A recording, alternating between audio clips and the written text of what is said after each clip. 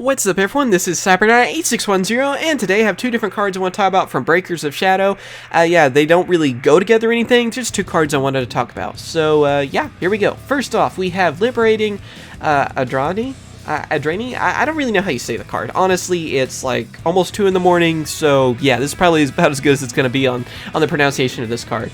Anyway, it is a light fairy pendulum monster, level 4, has a scale of 3, and 1,700 attack, 800 defense.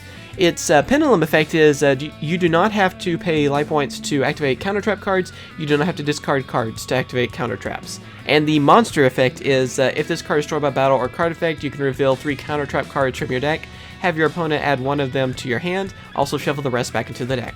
So it looks like counter fairies actually got more support. Not only that, oh man, that Solemn notice hype, that's going to go through the roof now, because all the Solemn cards are basically free to use now if you have this one.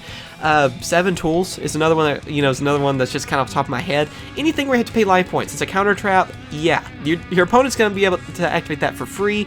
Also, this card is a searcher for those cards, and even if it, it's like a card they have to discard for, like a counter trap on that, yeah, they don't have to do that either. So, this is a really interesting card. I guess it's supposed to be counter fairy support, but I'm also wondering if it's going to be kind of like a sort of standalone archetype kind of thing that we're going to see, like how the Draco Slayers have been like pendulum monsters with also like a fusion, synchro, and Xyz and everything. So I'm wondering if we're going to see something like that for these. Like maybe they're going to be a bunch of different counter trap support cards that can be used with counter fairies, because they are fairies and everything too, and they work with counter traps, but also something that can be used in other decks as well.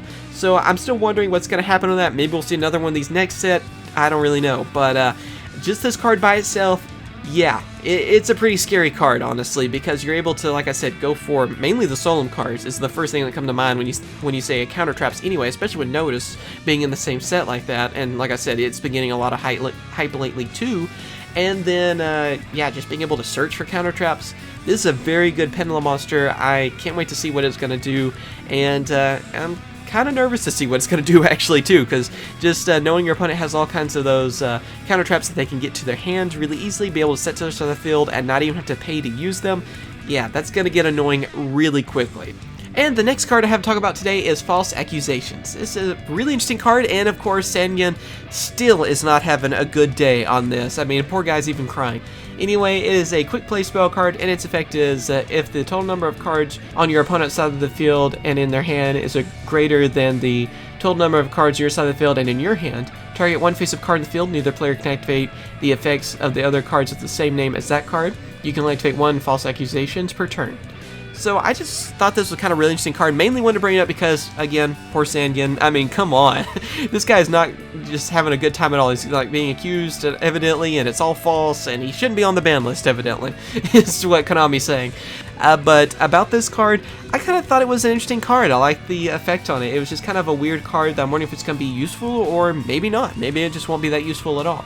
It sounds like something that could cripple a lot of different decks out there, like you could just stop the effect of it and then make it so, this card's the same name, can't be activated as well.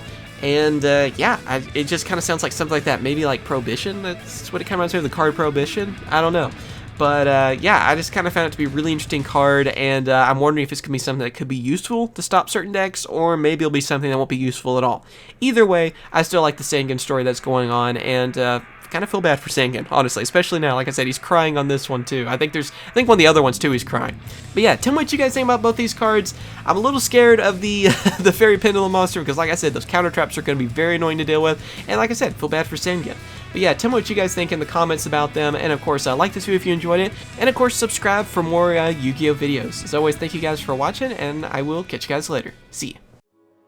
Hope you guys have enjoyed my latest video. Be sure to subscribe for more Yu-Gi-Oh videos, as well as check out my other two channels, CyberKnight Games for Let's Plays, and also CyberKnight CCG for Cardfight Vanguard openings. Thank you for watching, and I'll catch you guys later. See ya.